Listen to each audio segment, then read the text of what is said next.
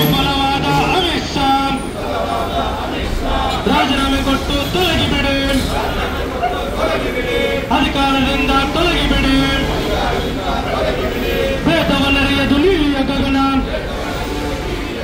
ಒಂದೇ ಮಣ್ಣಿಂದೆಲ್ಲರ ಜನನ, ಒಂದೇ ದಿಕ್ಕಿಗೆ ಎಲ್ಲರ ಪಯಣ.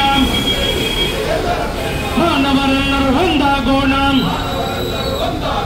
ಮಾನವರೆಲ್ಲರೂ ಒಂದಾಗೋಣ.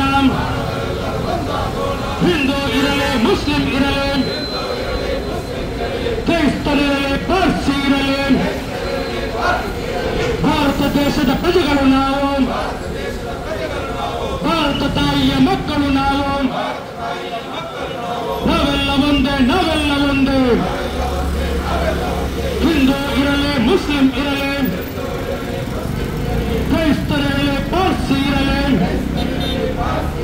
ಭಾರತ ದೇಶದ ಪ್ರಜೆಗಳು ನಾವು, ಭಾರತ ದೇಶದ ಮಕ್ಕಳು ನಾವು.